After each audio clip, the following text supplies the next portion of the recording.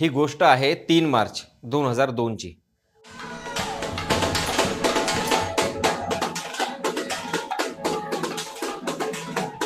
अयोध्येमध्ये प्रभू श्रीरामांच्या मंदिरासंदर्भात वातावरण चांगलंच तापलेलं होतं। देशभरातून रामभक्त अयोध्येच्या दिशेने आपला मोर्चा वळवत होते। गुजरातमधून कार सेवकांची एक्सप्रेस अयोध्येच्या दिशेने जात असताना अचानक गोधरा इथं तिला आग लावण्यात आली। या घटनेत 60 कार सेवकांचा मृत्यू झाला। या घटनेनंतर गुजरातमध्ये मोठी दंगल उसळली होती। याच वेळी गुजरात राज्यातील दाहोद जिल्ह्याच्या लिमखेडा तालुक्यातील रंधिकपूर या गावात खूप गर्दी झाली आणि तिथे दंगलीने उग्र रूप धारण केले। गावात अगदी भयभीत करणारे प्रसंग घडत होते। बिल्किस बानो 21 वर्षाची तरुणी ही आपल्या परिवारासह घरात लपून बसलेली होती।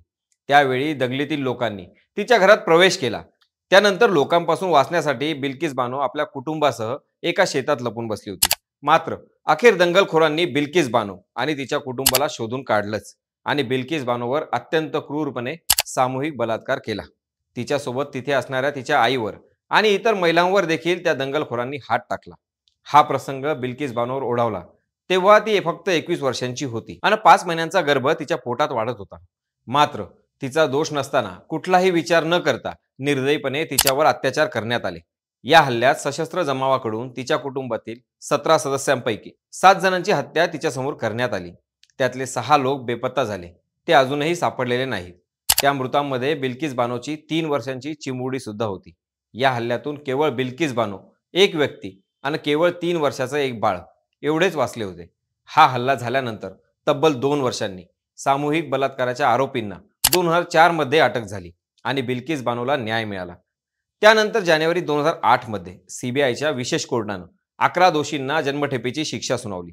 विशेष म्हणजे बिल्किस बानोवर अत्याचार करणारे 11 ही दोषी तिच्या गावातीलच होते। या प्रकरणात शिक्षा भोगत असलेल्या 11 दोषींची 15 ऑगस्ट 2022 रोजी गुजरात सरकारकडून सुटका करण्यात आली होती। त्यानंतर परत एकदा बिल्किस बानो यांचा लढा सुरू झाला। त्यांच्या म्हणण्यानुसार गुजरात सरकारने माफीच्या धोरणानुसार हा निर्णय घेतला होता। गुजरात सरकारने घेतलेल्या या निर्णयानंतर 11 आरोपी हे गोधरा तुरुंगातून बाहेर पडले होते। पण आता या प्रकरणी सुप्रीम कोर्टाकडून सर्वोच्च निकाल देण्यात आलेला आहे।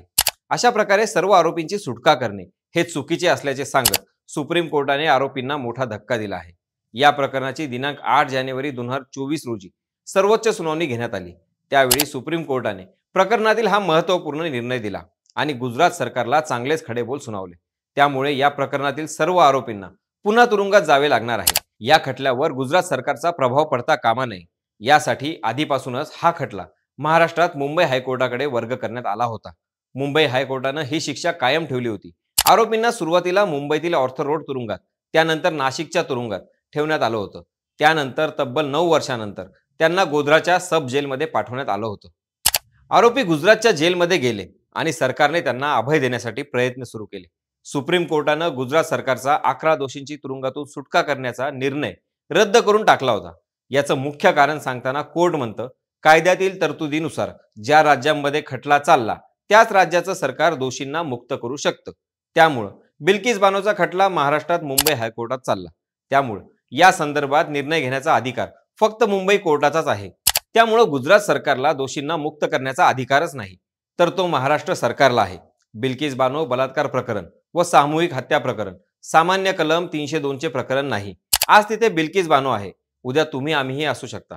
अशा शब्दात न्यायालयाने या निर्णयामुळे निर्माण होणाऱ्या धोक्याची गुजरात सरकारला जाणीव करून दिली। हे प्रकरण म्हणजे सामूहिक बलात्कार व नरसंहाराचा गुन्हा आहे। तुम्ही सफरचंद व संत्र्याची बरोबरी करू शकत नाही, त्याचप्रमाणे हत्या व नरसंहाराची तुलना करू शकत नाही, असे न्यायालयाने नमूद केले।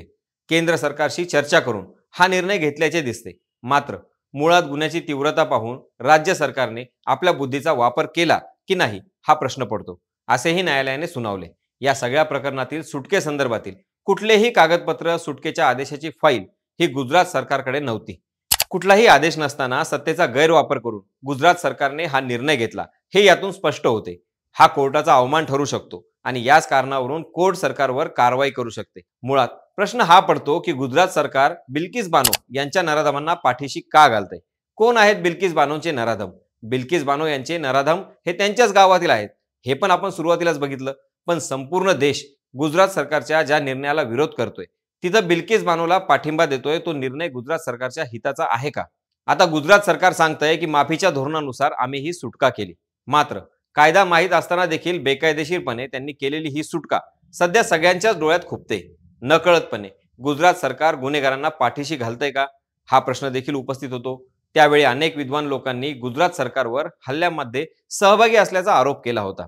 ते त्यावेळी हिंसाचार रोखण्यासाठी अयशस्वी ठरले किंवा सक्रियपणे हल्ल्याचे नियोजन आणि अंमलबजावणी त्यांनी स्वतःच केली होती. पण गुजरात सरकारने त्यावेळी हे आरोप फेटाळून लावले होते. परंतु आरोपींना मुक्त केल्यानंतर परत एकदा हे प्रकरण वरती आले आणि गुजरात सरकार पुन्हा आरोपीच्या कटघऱ्यात उभे ठाकले. अखेर पुन्हा एकदा कोर्टाच्या निर्णयानंतर आरोपींना कारागृहात जाण्याच्या सूचना देण्यात आल्या आहेत. त्यामुळे बिल्किस बानोला न्याय मिळाला अशा प्रतिक्रिया समाज माध्यमातून उमटत आहेत. रोज अशा कितीतरी बिल्किस बानो अतिप्रसंगाला सामोऱ्या जातात, पण त्यांना लवकर न्याय मिळत नाही. मात्र सर्वोच्च न्यायालयाच्या या निकालामुळे कुठेतरी न्यायदेवतेवर विश्वास निर्माण झाला असं म्हणायला हरकत नाही. या सगळ्या प्रकरणामुळे गुजरात सरकारला येत्या निवडणुकीत गंभीर परिणामांना सामोरं जावं लागू शकतं का? काय वाटतं तुम्हाला यावर हे आम्हाला कमेंट बॉक्समधून नक्की कळवा. तुर्तास इथेच थांबूयात. पुन्हा भेटूयात नव्या माहितीसह. तोपर्यंत तुम्ही पाहत राहा लाईन लाईट क्रिएटिव्ह स्टुडिओ.